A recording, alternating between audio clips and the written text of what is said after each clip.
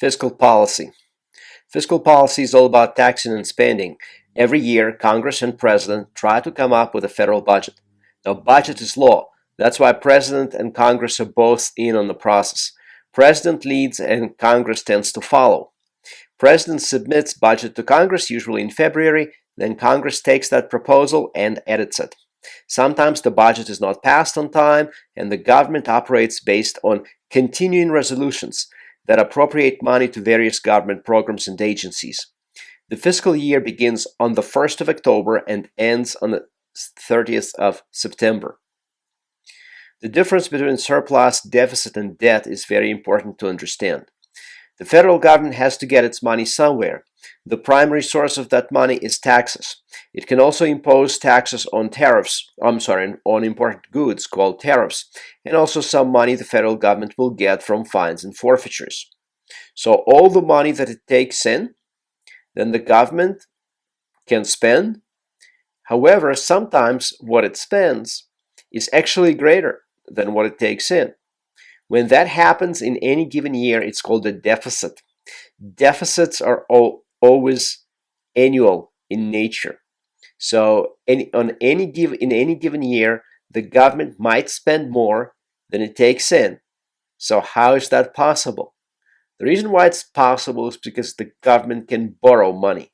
So if it doesn't take in as much as it wants to spend, it can still spend more if it borrows money. Now, if in contrast the government takes in more in any given year than it spends that year, the government is said to run a surplus. So surplus is the opposite of deficit, but it is also annual in nature. If you add all the surpluses and all the debts from the beginning of the republic to the present moment, you get a balance. And that total balance today shows that the United States is in debt.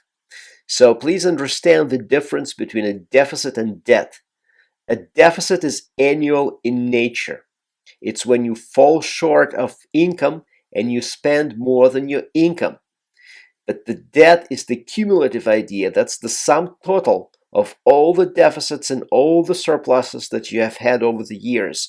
So if we take 2016 as an example, we see that the United States government is $19 trillion in debt, more or less. And you can always actually watch that in real time if you Google US National Debt Clock real time. Who owns the debt of the United States? Well, you would be surprised to know, I think, that some of that debt the United States owes to itself. That is to say, when we talk about the US national debt, we talk about a particular account. That is to say, the United States account, and its borrowing is backed up by the full faith and credit of the United States. But there are also other government accounts, particularly the Social Security trust funds. The trust funds own 16% of the federal debt. So even though none of us have our own Social Security account, there is never any individual Social Security account.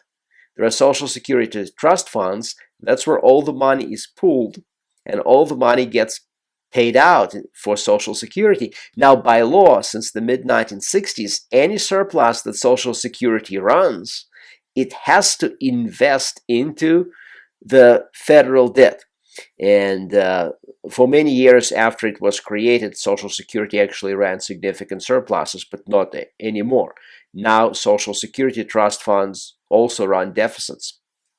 But over the decades, Social Security trust funds have invested a lot into the national debt.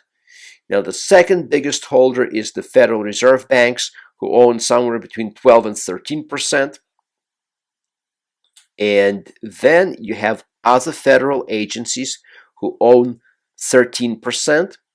So now if you add what the Social Security owns, what the Fed owns, and what other federal agencies own, you get 25 plus 16, you get 41.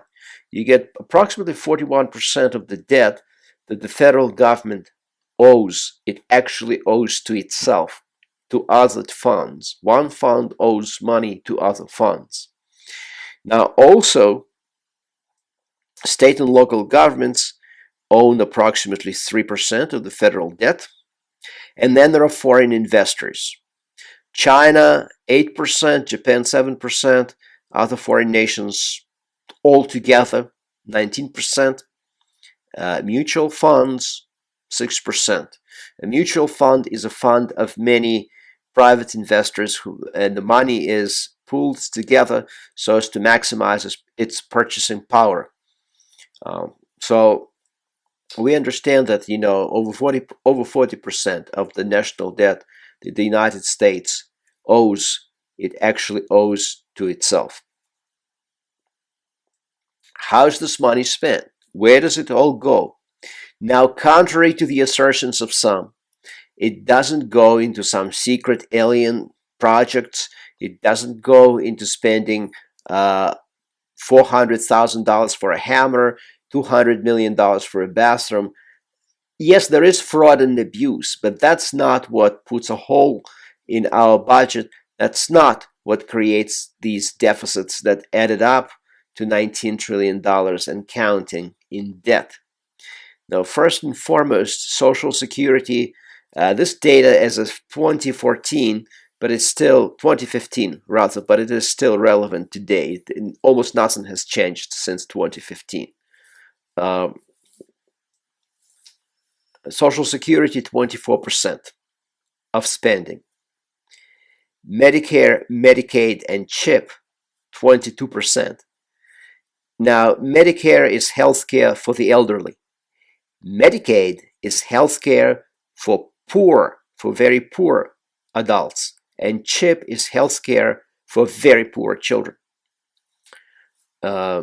Defense and international assistance programs, that's 19% of the budget, national defense. Various safety net programs like general relief, women and children welfare, and food stamps, etc., they account for 12% of spending. And then there's an interesting item called interest on debt. We have borrowed so much money. Of course, when you borrow, you have to pay interest. So approximately 6% goes to pay for the interest. If you look down near the bottom, you see that education is 1% of the federal budget. You might have thought it's a lot more than that, but it's not. It's just 1%. Transportation and infrastructure, 3%. Do you see now why it's important to vote? Old people vote. So old people, 24% Social Security, Medicare out of the total 22% is probably half of that. So about 35%, over 1/3 of all the spending that the federal government is doing goes specifically for programs for the elderly. Right, education 1%, science and medical research 2%, infrastructure 3%. It's borderline laughable. It would be funny if it wasn't so sad. Now, what's the difference between bills, notes, and bonds? When the federal government borrows money, it issues all these types of instruments. Bills are very short term. They don't carry an interest. You buy a bill and then you sell it at a higher price after a fixed date.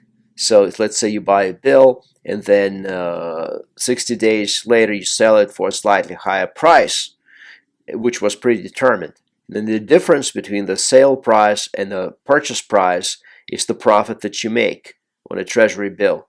Notes and bonds are more long terms. Notes are issued for 2, 3, 5, and 10-year terms. All of that are notes.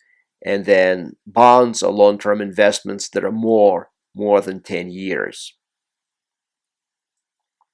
Now, the United States is considered the safest investment place in the world, which is why, let's say, between 2013 and 2017, the United States dollar has grown in strength virtually against every major currency. Not virtually against any, just any. I cannot think of any if foreign currency at all, which has actually strengthened compared to the US dollar in 2014, 2015, and 2016. It seems like all the currencies have fallen based compared to the dollar. For example, in May of 2014, I traveled to Canada, and the exchange rate between the US dollar and the Canadian dollar was virtually 1-to-1. And by the end of January of 2016, less than 2 years later, $1 already was worth 1.45 Canadian dollars. So this was an incredible rise in the US dollar. I will not even say much about less safe currencies than Canadian dollar like the Russian ruble or the Chinese yuan, that really plunged compared to the United States dollar. So the United States is considered to be a very powerful economy and a very powerful country politically. So a combination of political stability and strength and the dynamic and powerful economy make the United States a very attractive place to invest. That is why investors continue to lend us money. And what you see here at the end of this video are the rates at which the United States borrows money. So 5-year note 1.52%, 10-year note 2.1%, 30-year bond 2.85%. This data just happened to come from January, not July. January of 14th of 2016. And what's interesting is if you look over the last decade or so, the rates have been similar. If you look, let's say, from 2013, 2014, 2015, 2016, 2017, it's all about the same rate. I mean, the rates haven't fluctuated a lot. That is to say, on 10, 20, 30-year bonds, we are between 2% and 3.5%. This is where we have been in recent years. Now, what is 2%? 2% is the rate of inflation. So when it comes to 10-year and 20-year obligations, the United States gets its money virtually for free. People are willing to lend money to the United States at basically the rate of inflation. That is to say, when they get their money back with interest, they get no more than what they put in. And of course, the question would be, why are some willing to do so?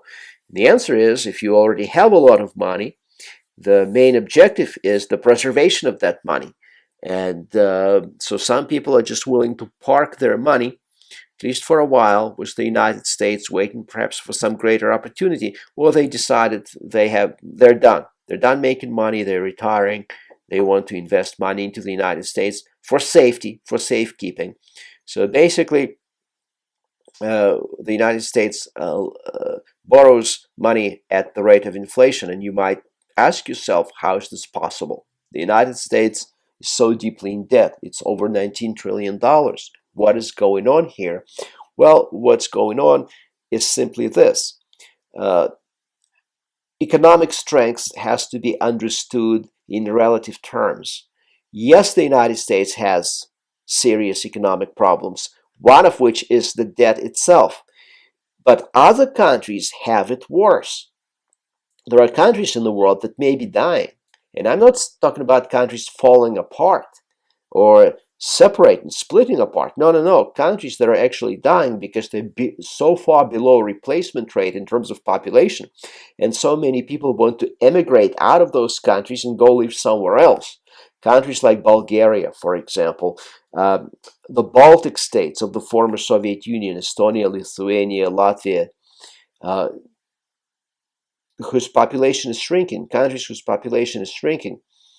And then there are countries that have been ravaged by war in recent years, like Iraq and Syria and Afghanistan. And so no one really wants to invest much there because they're so unsafe. In fact, in some instances, there is no economy there in terms of this idea as we understand it in modern economies in the 21st century. So when we talk about economic problems in country A and country B, we have to understand that there are also countries C, D, and E out there. and that everything should be understood in relative terms. Despite America's very real economic and political problems, most other countries have it worse. And some countries, in fact, many countries, have it much worse, much, much worse. That is why people are willing to invest their money in the United States to get very low rate of return, but to have peace of mind, to have that stability that comes with a strong economy in a stable political environment. Thank you.